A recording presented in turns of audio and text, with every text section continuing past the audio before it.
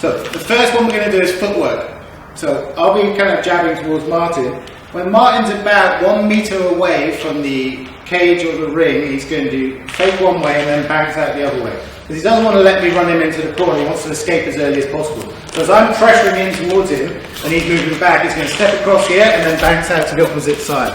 So the idea is he baits me to one side, makes a bit more space for himself to escape the opposite side. This requires good footwork. If you watched the Pacquiao-Mayweather fight, you'll see that Mayweather was doing a lot of this, faking one way and bouncing out the other way to escape Pacquiao charging in. So I'm moving towards Martin, he bounces to the left and then goes to the right. It's safer for him, if you stand there please mate, to do it that way rather than go to the right and then the left, because if he does get hit, he's going to get hit with my power hand, assuming I'm right-handed. So what he does is he goes left, then right, and as I try and get him, he's out.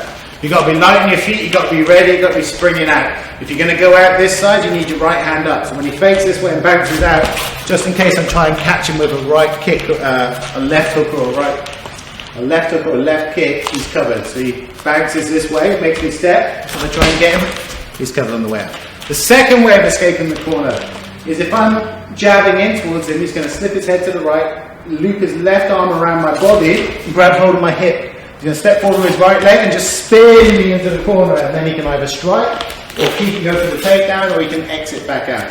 So the left hand sneaks underneath your partner's body, grabs their back, and you just grab hold of the muscle here. Even with boxing gloves on, you grab this and you turn them into the corner by stepping forward with your right leg. So as I move in on Martin, I'm consistently jabbing him, he slips, grabs hold of that, and then spins me into the corner, and then he can strike with his right hand. Notice he's kept his left leg in front, so he's in a good stance to throw that right punch straight after. Bang! Perfect. Next option, you can go bobbing and weaving. So if I move over a little, go creaky floorboard there. If I give him the left hook a lot, he can bob and weave underneath and then step out towards my back again.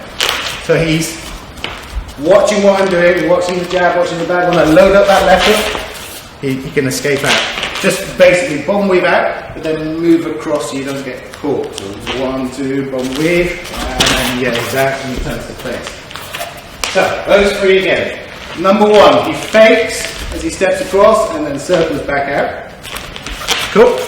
Number two, I start jabbing in, he grabs my hip, turns me into the corner, strikes me. Good. Number three, he sees me wind up the left hook, he bobs and weaves out and gets out the corner. So that's three options for escaping the corner. Next we're going to look at clinch methods of getting out the corner. So Martin's in the corner, I'm going to put the corner along this back wall here, and I got my hands up. So he's going to use a tie clinch. I'm going to jab him, he's going to pat it down with his right hand, then I'm going to cross him, he's going to pat it down with his left hand. 1, 2, grab with his hands on my head, knee in the stomach to get me bent forward, and then look, it's turned me into the corner. So the important thing is obviously to get hold of your partner's head. Give them a good knee to the gut so that they tip forward and then you just step out their way. I give him a jab cross, he parries, grabs, leaves, and turns. Wherever the head goes, the body will follow. So as long as he keeps his elbows down tight on my chest and his hands squeezed tight and steps forward with his right leg, my head will drag the body behind him. So you can use the tie clinch to get out of the corner. You can also go one hand on the head and one hand on the bicep and just turn your partner into the corner like that. So when would you do that? Maybe if I throw a hook and he got on the bicep, grabs the head and he just spins me into the corner. Head control is good because it's strong, it's a good latch and it's hard for me to get out. And then all he needs to do is literally step behind me, put me into the corner. If you can get one bicep control, you can get both arm bicep control. So I throw a hook, he gets on my bicep, throws a hook, gets on my bicep, steps behind me and turns me into the corner. See how he lifts one arm up and pushes the other one down? So generally, if you've got the left leg forward, you're going to lift this way. So he's going to pull my left down and push my right up, and that will turn me into the corner again. So we're in the fight and I'm throwing straight. If Martin controls his midline well and gets his hands in the middle and parries, I'll start hooking. Then he can get to my biceps and then keep his head nice and close. Literally just spin me into the corner like that.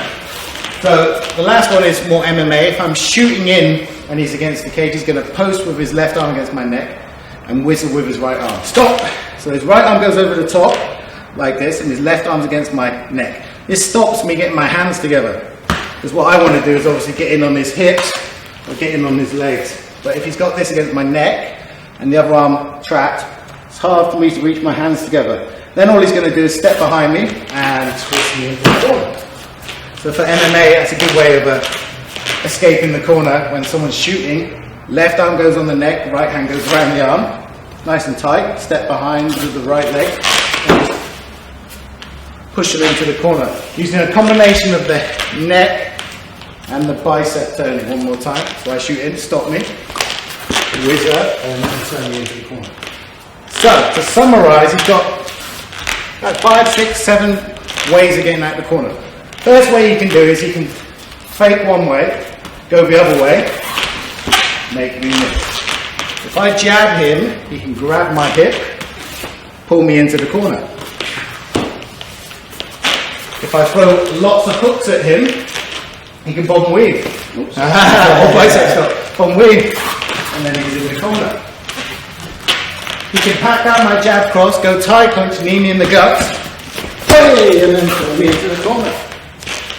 He can go one hand on my neck, one hand on my bicep, and spin me into the corner.